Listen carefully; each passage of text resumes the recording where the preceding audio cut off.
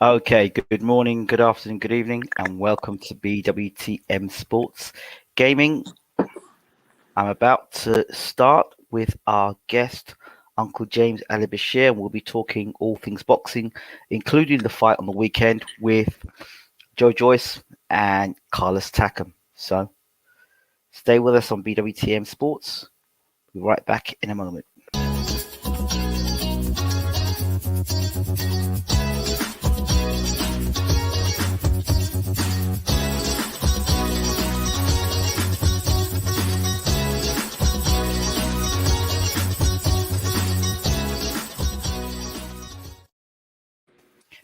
Okay, and I'm with the great Uncle James Ali Bashir. How are you, Uncle?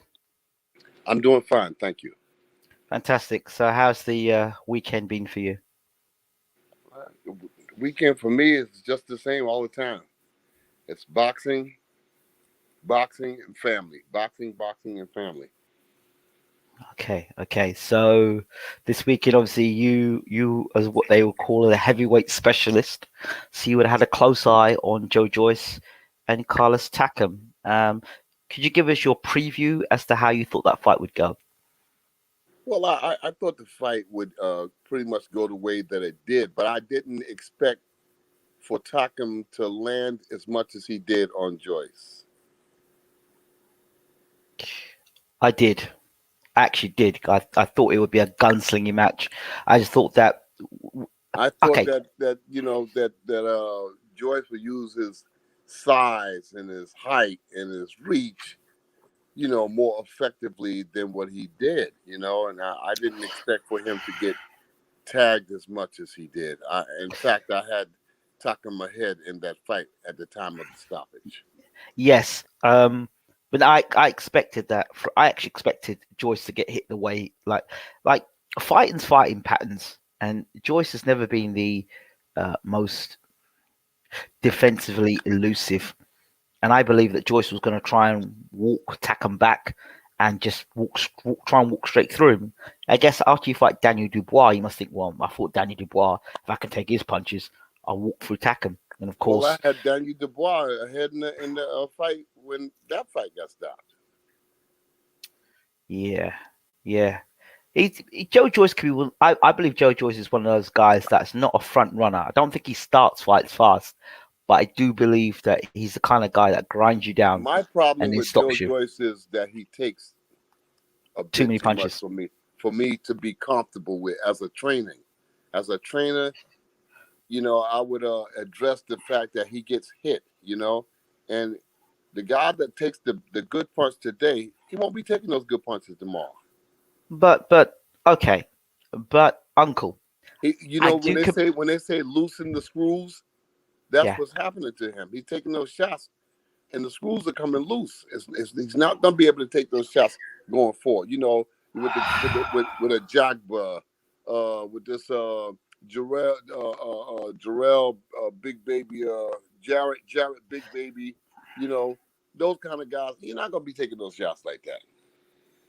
Okay, At but one time he's going to go in there. One time he's going to go in there, and he's going to and he's gonna get call on his nailed. senses. He's going to call on his senses to absorb those shots, and he's not going to be able to because he's taking so many shots at this stage of his career. Okay, can I counter that? George Foreman, which I do compare Joyce to the British version of him. Same slow Well, on the feet. George Foreman didn't get hit a whole lot. George Foreman was pretty defensively sound. If you look Well, at young George, the if you look at the 2000, not long George. I'm talking about old George. I'm talking about old George when he came back, when he fought against Alex Stewart and yes, Tommy yes, Morrison yes, and yes, but Evander Holyfield. that can be attributed to George not taking a lot when he was younger. He didn't take a whole lot of punches when he's younger because he had a good defense, Oh, shoving hold people on, back, pushing people back. hold on. Jimmy Young, Jimmy Young. Jimmy Young was a boxer. That was to be Yeah. expected. But Jimmy Young was no puncher. He wasn't no puncher. Jimmy Young wasn't no puncher. By So you boxing standards, he was not a puncher. No. so actually then you go back into my point by saying that Joyce fought in a way that he took a lot of punches from Takam because he just didn't care about Takam. He's very bloody minded. Yeah, but Takam can punch though. Takam can punch. You can't dismiss the punching man. The man can punch. The man can get your attention. And those shots that he was landing, those wasn't no winky dink shots. Those shots were lethal shots. Okay, but okay, I'll throw this at you. Tyson Fury is another one of those guys that doesn't seem to see the overhand right coming from guys who are 6'1", 6'2", because he's so tall. You're the heavyweight expert.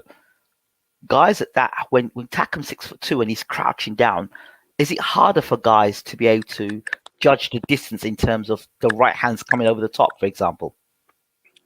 Well, that's when he has to use his height, his reach, and his foot movement. That's when he has to apply that bit. Because little guys like that, little short guys like Takam would have a very, very difficult time hitting Vladimir Klitschko. Yes. Or hitting a Shannon Briggs. Guys that can box. Guys that know how to use a jab and his movement at the same time. He would have but Joe Joyce seems to be stuck in the mud when he's throwing punches.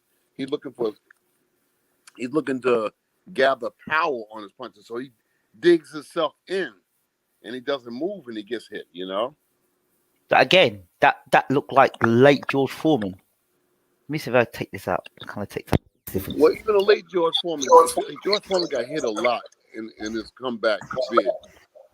But George was also very defensive. Even though he was getting hit, his reflexes and timing was slower, but he still was very defensive. He did a lot of good defensive work in between those times that he was getting hit. So the cross-arm defense, this thing, would that be something that you would advise for Joe Joyce? I wouldn't advise that for nobody. Interesting. You know, I don't like that because when you're in the cross-arm defense, you can't be offensive. You can't punch back. Mm-hmm. You got to unwind yourself to punch back. I don't like that. You know, even though you had Archie Moore and some fighters that it was effective with. Yeah, it was effective with them, but I wouldn't teach it. As far as me illustrating, trying to get a boxer to do those things, I wouldn't suggest it. At this late stage of Joe Joyce's career, well, not even late, because do you think that Joyce is too far down the line as a heavyweight, or do you think that changes can be made? Do I think he can do what? Do you think changes can be made for Joe Joyce at this stage of his career? Or is he too far gone? The problem is and would be if he's comfortable doing that, if he's comfortable with that style. Once a fighter is comfortable doing something, it's very difficult to break him away from that. Any fighter, at any weight. Once they rely on a particular style that they feel confident in making deliveries, it's hard to break them away from that. I don't care what you teach them. It's very difficult to break them away from that. Okay, but by saying that Joyce got hit a lot, are we discrediting how good Carlos Takam is? Pardon? Are we discrediting how good Carlos Takam is? Carlos Takam is a pretty good fighter. He's a pretty good fighter, and it could be seen that he's a good fighter during this fight. You know, he applied himself admirably. I think that the fight was a bit premature in the stoppage, but at the same time, I cannot condemn the referee because Takam wasn't throwing back. So it's better to stop a fight too soon as opposed to stopping it too late. Yeah, but if you look at even when Takam fought Chisora, Takam was ahead against Chisora, and Chisora pulled it back with that knockout punch. But he wasn't winning that fight. He was getting manhandled by Takam. And that's right. Derek Chisora. in talk of. Right. I believe so. I think that it's going to be a better fight between Chisora versus Joyce. I think it's going to be a better fight. I would, if I was Joyce, I'd stay clear of that fight. Huh? If I were advising Joyce, I'd stay clear of that fight. Yeah, with good reason, you know. I think Good reason. Chisora throws a better overhand right. I think it's from your end. It might be your speakers, Uncle Bashir, or something. It's crackly from your end. Huh? I think this connection from your end is crackling. Okay, let's break it and come back. Yeah.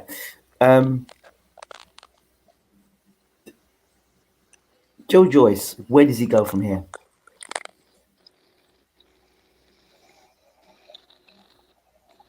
Like I said, I think he's headed towards Chisora. I think that that'll be the next fight. I think a good fight would be him and Joseph Parker. Because let's face it, Joe Joyce is in the mix now. He's in the mix. And he's applying himself in an admirable way. So, yeah, let's give him those fights that's going to make the difference. Joe Joyce. He can't turn back. He can't turn back now. He's got to go forward. Joe Joyce has only had 13 fights as a pro. 13 fights. Yeah. How many heavyweights you know with 13 fights would fight Carlos Takam? Not many. In the 12th fight, Danny. If any. And in your 12th fight Daniel Dubois. Yeah. No, I respect Joe Joyce. I got respect for him, man. You know, he's taking the bull by the horn. He's got a projection in his mind that he wants to be heavyweight champion, and he's making all of the right moves to get there. You know, so I have great respect for him. I admire that. He's not second guessing himself. He's going Grahamson asks, doesn't get better than this in a post-fight analyst.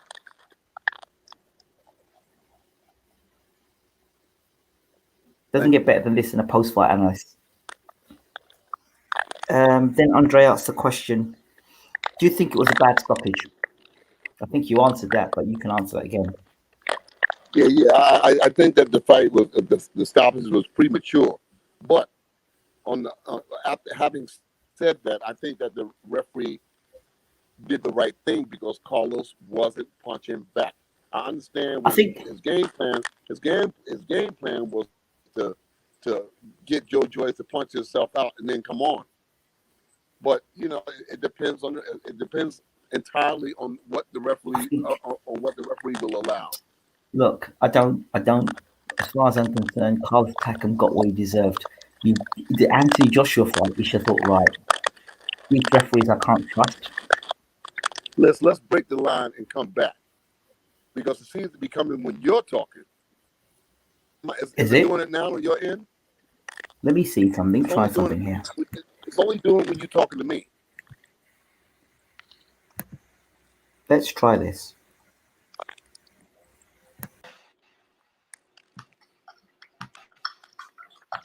Okay, how's this? No, your end. I'm not talking. It's your end. No, when you say something on my end, when I'm talking, I can't hear no static. I can only hear static when you're talking. Now, right now, while I'm talking, it's clear. You know, while I'm delivering words to you, it's clear. But now when you're talking, the static comes in. So let's break the line and come back. Okay, let's do that. We'll be back in a moment. All right.